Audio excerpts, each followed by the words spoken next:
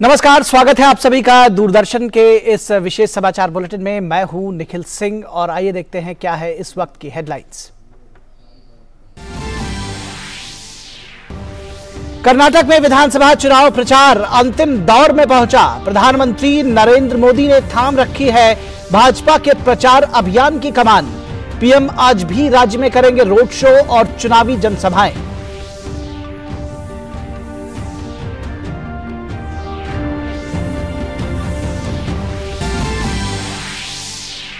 कर्नाटक में सभी राजनीतिक दलों ने झोंकी पूरी ताकत। केंद्रीय गृह मंत्री अमित शाह समेत भाजपा के तमाम दिग्गज आज राज्य में करेंगे चुनाव प्रचार।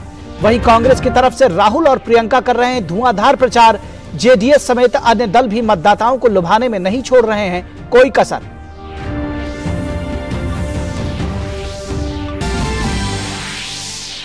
मणिपुर में स्थिति अब धीरे धीरे हो रही है सामान्य।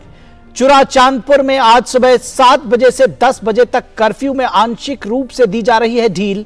राज्य में सुरक्षा की चाक चौबंद व्यवस्था। राज्यपाल ने फिर की लोगों से शांति बनाए रखने की अपील।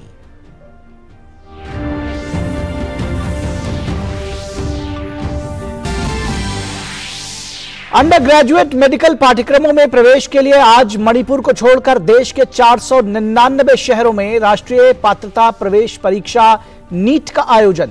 देश के बाहर 14 शहरों में भी होगी परीक्षा।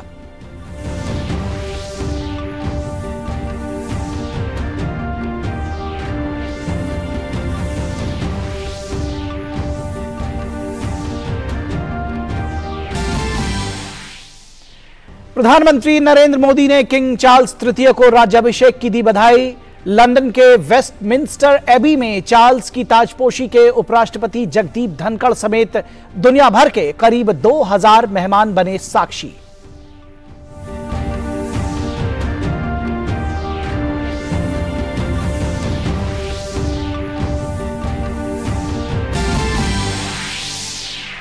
खेल की खबरों में आईपीएल में रॉयल चैलेंजर्स बेंगलोर को 7 विकेट से हराकर दिल्ली कैपिटल्स ने प्लेऑफ में पहुंचने की उम्मीदों को रखा बरकरार। वहीं मुंबई इंडियंस को 6 विकेट से हराकर चेन्नई सुपर किंग्स ने लीग में दूसरा स्थान किया हासिल।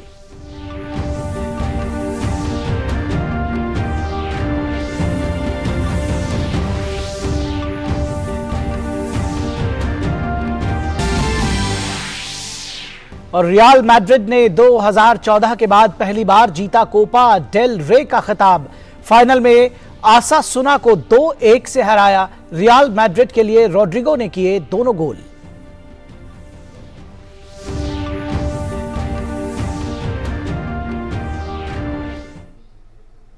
और आइए खबरों को विस्तार से देखते हैं। सबसे पहले बात कर्नाटक के रण की। कर्नाटक में विधानसभा चुनाव के लिए प्रचार अभियान अंतिम दौर में पहुंच चुका है।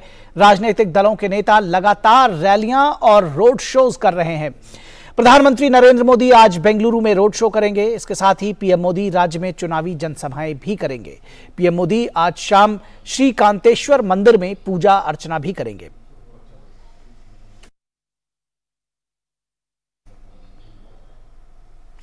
और कर्नाटक में चुनाव प्रचार पूरे शबाब पर है। आखिरी दौर में बीजेपी की ओर से पीएम मोदी ने प्रचार की कमान खुद संभाल रखी है। प्रधानमंत्री नरेंद्र मोदी ने कल बेंगलुरु में 26 किलोमीटर लंबा रोड शो किया तो जैसे फूलों की बरसात हो गई। सड़क के दोनों ओर खड़े हजारों लोगों ने मोदी मोदी के नारे लगाकर पीएम मोदी का स्वागत किया। पीएम ने लोगों का हाथ हिलाकर अभिवादन किया और इस प्रेम के लिए आभार जताया। रोड शो जेपी नगर के सोमेश्वर सभा भवन से सुबह 10 बजे शुरू हुआ और दोपहर बाद मल्लेश्वरम में गोकाक मूवमेंट पार्क पहुंचा। प्रधानमंत्री को अपने बीच पाकर लोगों का उत्साह देखते ही बन रहा था। युवाओं में प्रधानमंत्री को के रोड शो का खासा जोश देखा गया। प्रधानमंत्री मोदी के बाद में जनसभाओं को संबोधित किया और कांग्रेस पर इस दौरान उन्होंने जमकर हमला बोला।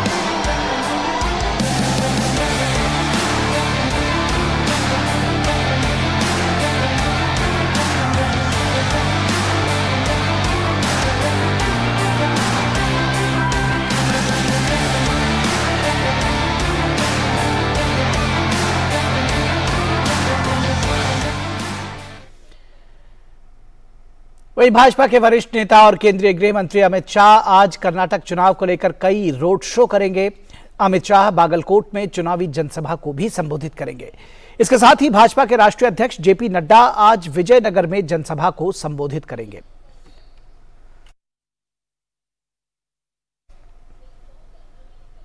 दूसरी तरफ कांग्रेस के चुनाव प्रचार की कमान सोनिया गांधी ने संभाली। सोनिया गांधी ने हुबली में एक रैली को संबोधित किया। वे कांग्रेस नेता राहुल गांधी ने बेलगावी और चिक्कोडी में 2 जनसभाओं को संबोधित किया। राज्य की क्षेत्रीय पार्टी जनता दल सेकुलर का भी धुआंधार चुनावी प्रचार जारी है। चुनाव प्रचार के अंतिम चरण में जेडीएस प्रमुख कुमारस्वामी ने पार्टी का घोषणा पत्र जारी किया। और निर्वाचन आयोग ने भाजपा के खिलाफ अखबारों में प्रकाशित भ्रष्टाचार रेट कार्ड विज्ञापनों को लेकर कांग्रेस की कर्नाटक इकाई को नोटिस जारी किया है। आयोग ने कहा कि आरोपों को साबित करने के लिए आज शाम तक इस बारे में पूरा साक्ष्य उपलब्ध कराए जाए। भारतीय जनता पार्टी द्वारा दर्ज कराई गई शिकायत के बाद चुनाव आयोग ने कांग्रेस को शनिवार को नोटिस जारी किया।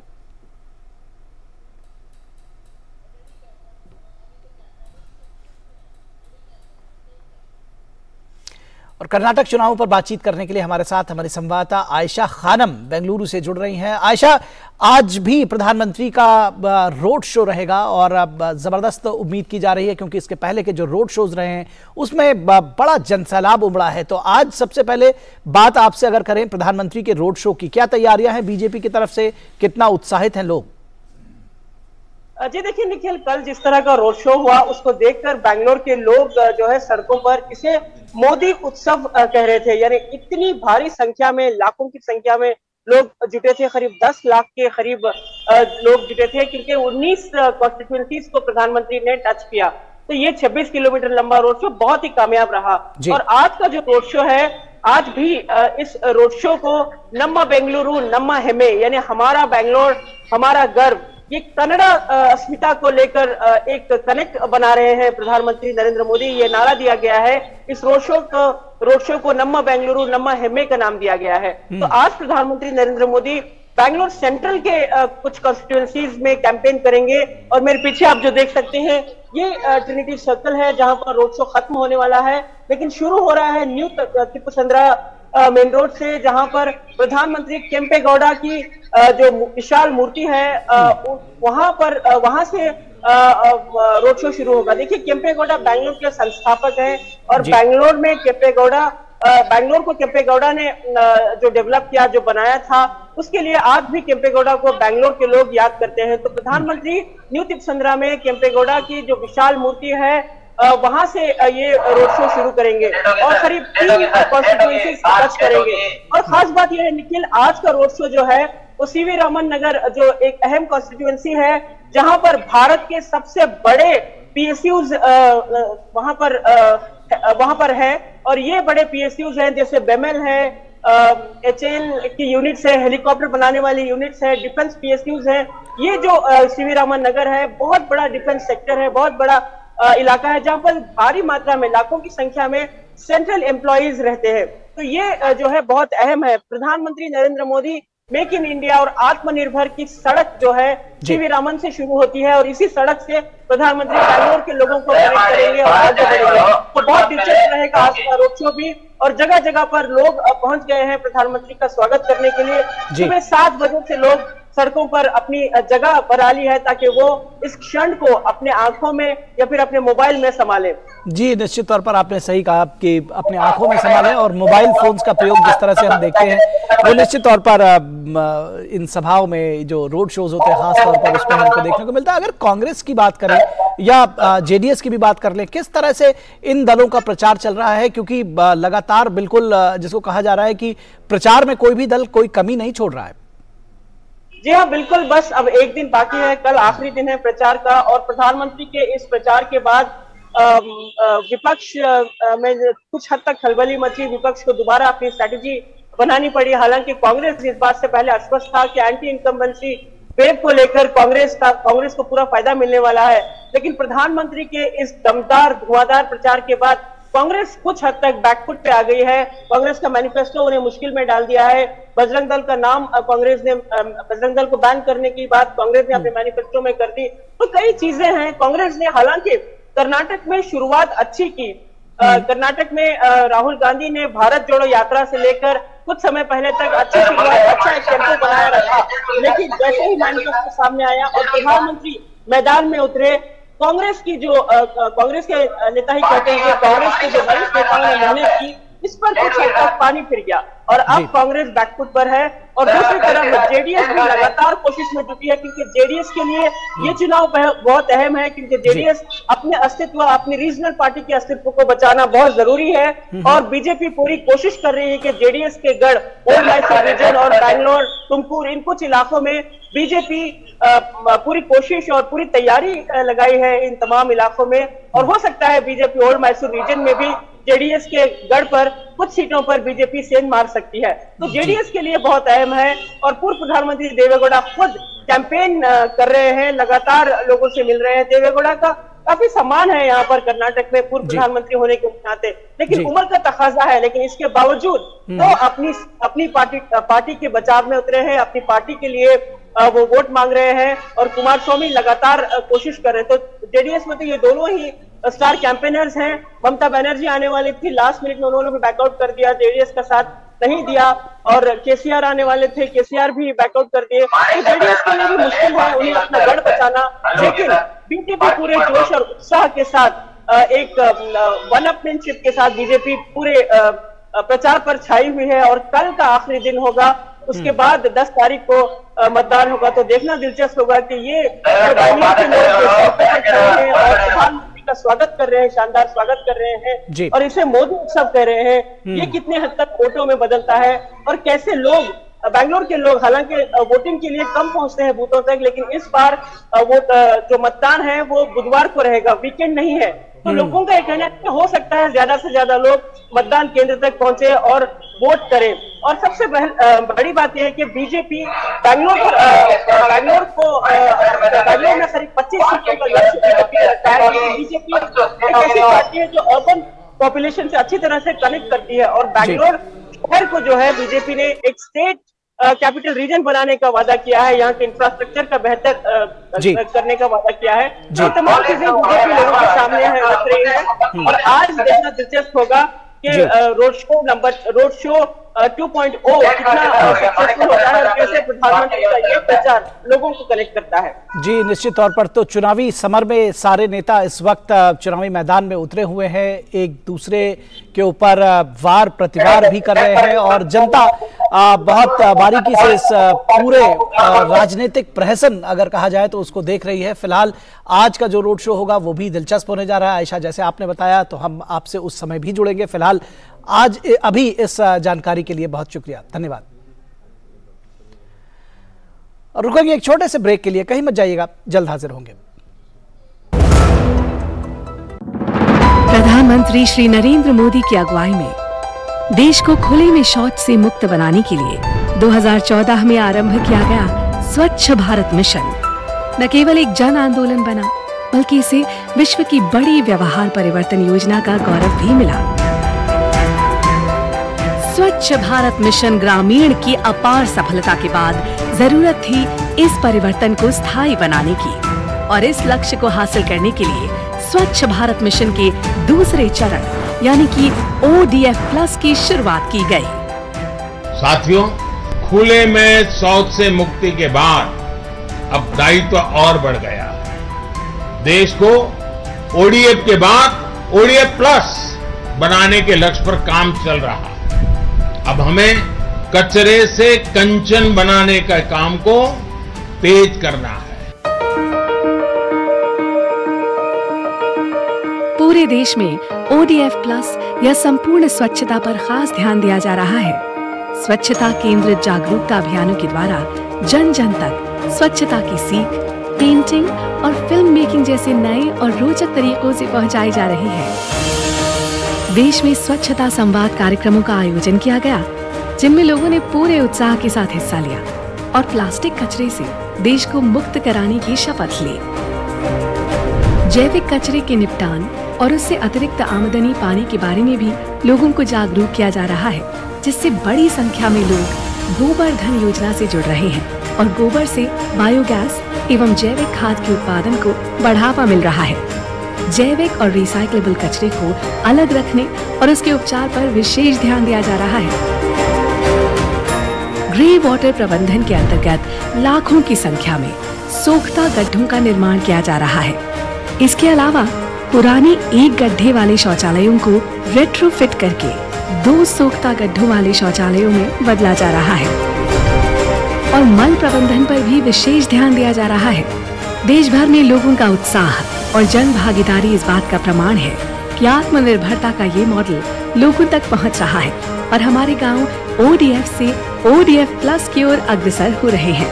लेकिन देश को संपूर्ण स्वच्छ बनाने के इस अभियान को मंजिल तक पहुंचाने के लिए अभी हमें लंबा रास्ता तय करना है, जिसके लिए सभी देशवासी पूरे जज्बे से कोशिश कर रहे हैं और इन्हीं कोशिशों के कारण आज हमारा देश स्वच्छता से स्वावलंबन की ओर अग्रसर है।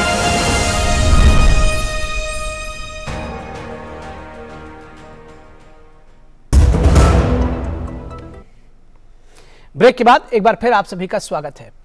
अंडर ग्रेजुएट मेडिकल पाठ्यक्रमों में प्रवेश के लिए आज देश के 499 शहरों में राष्ट्रीय पात्रता प्रवेश परीक्षा नीट आयोजित की जाएगी। वहीं राष्ट्रीय टेस्टिंग एजेंसी ने उन उम्मीदवारों की परीक्षा रद्द कर दी है जिनका केंद्र मणिपुर में आवंटित था। ऐसे उम्मीदवारों के लिए बाद में परीक्षा आयोजित की जाएगी। ये परीक्षा देश के बाहर 14 शहरों में भी आयोजित होगी। परीक्षा दोपहर बाद 2 बजे से शुरू होकर शाम 5:20 तक चलेगी। परीक्षा के लिए पंजीकरण करा चुके विद्यार्थी नीट की वेबसाइट neet.nta.nic.in से प्रवेश पत्र डाउनलोड कर सकते हैं। मणिपुर की स्थिति अब धीरे धीरे सामान्य हो रही है। चुराचांदपुर में कानून और व्यवस्था की स्थिति में सुधार को देखते हुए आज सुबह 7 बजे से 10 बजे तक कर्फ्यू में आंशिक रूप से ढील दी गई।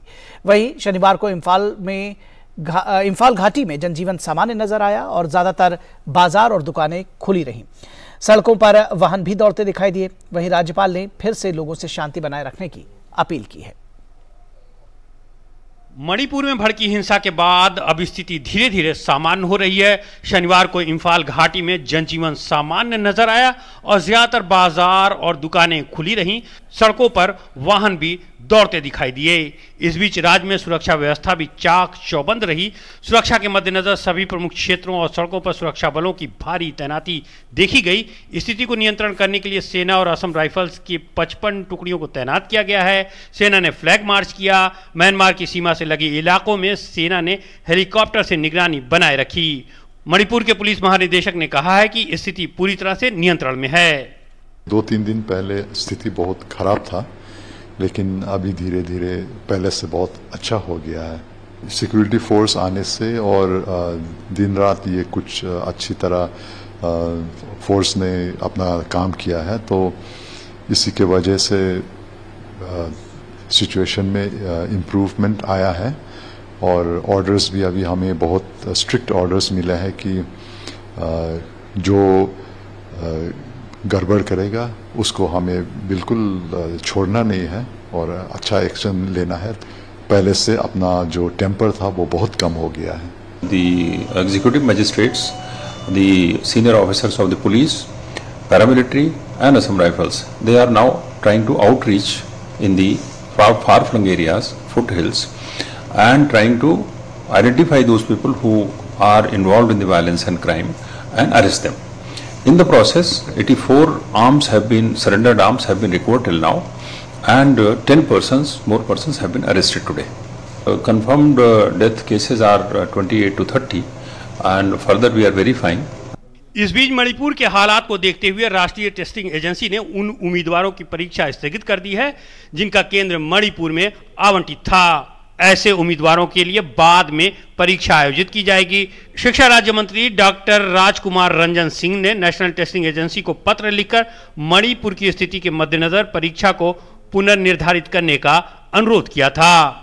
NEET has already circulated to postpone the center in Manipur. There are 2 centers, one in Imphal and another in Sandal district.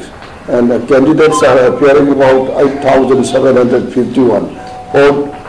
Because of the situation, they are not able to join the examination as per schedule to be held tomorrow. So I am very happy, and I will inform the student and parent not so back disappoint on this ongoing. इधर केंद्रीय मंत्री किरेन रिजिजू ने कहा है कि मणिपुर में हुई हिंसा से निपटने के लिए भारत सरकार और गृह मंत्रालय की तरफ से सभी जरूरी कदम उठाए जा रहे हैं। उन्होंने इसे बेहद दुर्भाग्यपूर्ण घटना बताया। किरेन रिजिजू ने मणिपुर के लोगों से शांति बनाए रखने की अपील की है। वहीं केंद्रीय राज्य मंत्री डॉक्टर राजकुमार रंजन सिंह ने लोगों से अफवाहों पर ध्यान न देने का आग्रह किया है। मणिपुर में अनफॉर्चुनेटली जो वहाँ वायलेंस हुए हैं उसके लिए भारत सरकार और पर्टिकुलरली गृह मंत्रालय के तरफ से जो भी कदम उठाना है वो तो उठाया जा रहा है। भारत सरकार में नॉर्थ ईस्ट से आता हूँ, सीनियर मंत्री हैं, तो मैं इस नाते अपील करता हूँ कि बिल्कुल शांति आना चाहिए और जो होम मिनिस्ट्री के गाइडेंस में जैसे शांति बहाल करने के लिए जो फोर्सेस का तैनात किया गया है, बाकी अरेंजमेंट किया गया है, उसको सब उसको समर्थन करें, योगदान करें। उल्लेखनीय है कि मणिपुर में आदिवासी आंदोलन के दौरान बुधवार को राज्य के कई जिलों में हिंसा भड़क गई थी, जिसके बाद राज्य सरकार ने अगले 5 दिनों के लिए इंटरनेट सेवाएं बंद कर दी हैं। इसके अलावा इम्फाल पश्चिम, काकचिंग, थौबल, जिरीबाम, बिष्णुपुर, चुराचांदपुर, कांगकोपकी और तेंगनौपाल जिले में कर्फ्यू लगा दिया है। राज्य में मैती समुदाय को एसटी श्रेणी में शामिल किए जाने की मांग के विरोध में एक रैली का आयोजन किया गया था। All India tribal students union Manipur ने इस रैली का आयोजन किया था। इस दौरान हिंसा भड़कने का मामला सामने आया था। प्रदर्शनकारियों ने कई घरों में तोड़फोड़ की थी। Bureau report, DD news. और दिल्ली विश्वविद्यालय के पुरुष छात्रावास में राहुल गांधी के आने के मामले में कैंपस का माहौल गरमा गया है। राहुल गांधी के इस अचानक और अनाधिकृत दौरे पर डीयू प्रशासन ने चिंता जताई है। प्रशासन का कहना है कि उनके आने से हॉस्टल के आवासीय छात्रों को काफी दिक्कत हुई। वहीं भीड़ के प्रवेश करने से उत्पन्न हुई अराजकता से भी छात्र नाराज हुए। डीयू की प्रॉक्टर रजनी अब्बी ने आरोप लगाया कि पूर्व सांसद ने यात्रा के लिए कोई अनुमति नहीं ली थी और उनके इस दौरे से छात्रों को परेशानी हुई और उन्हें खाना भी नहीं मिल पाया। उन्होंने आरोप लगाया कि राहुल गांधी ने डीयू कैंपस यात्रा के दौरान सुरक्षा में सेंध लगाई क्योंकि उन्हें किसी से उन्होंने अनुमति नहीं ली। प्रॉक्टर ने कहा कि वो विश्वविद्यालय को राजनीतिक अखाड़ा नहीं बनाना चाहते।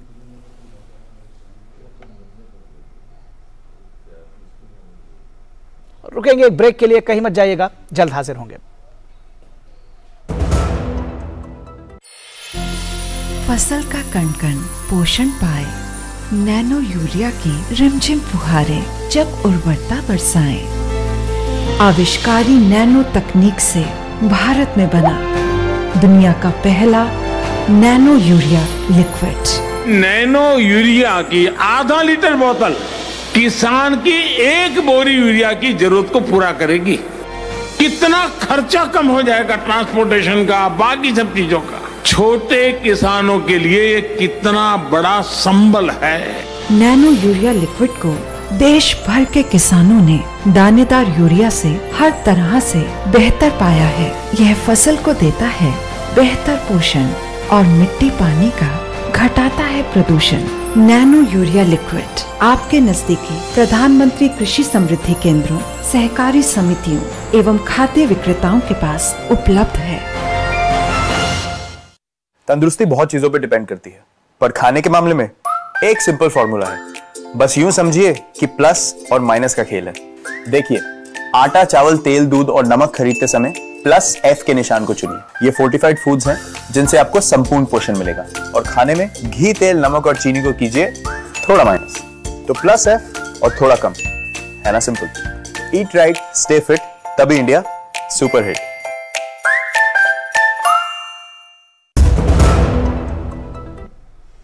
ब्रेक के बाद एक बार फिर आप सभी का स्वागत है और खबर क्रिकेट के मैदान से।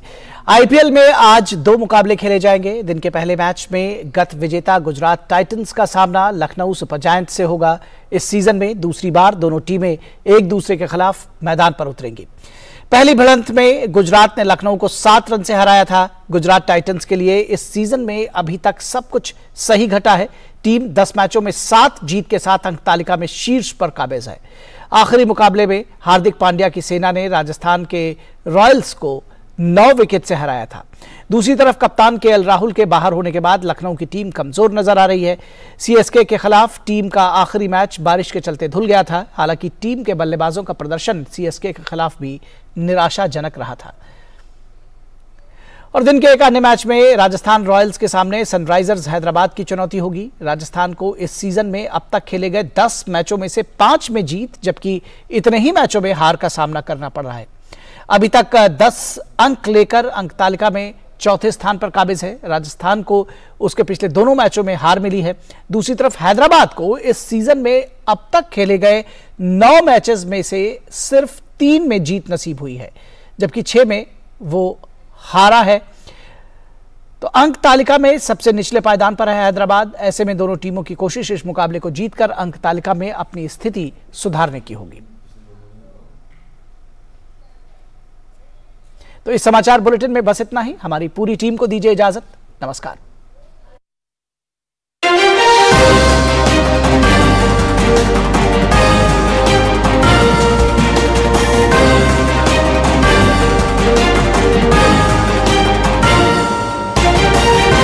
समाचार के प्रायोजक थे LIC, हर पल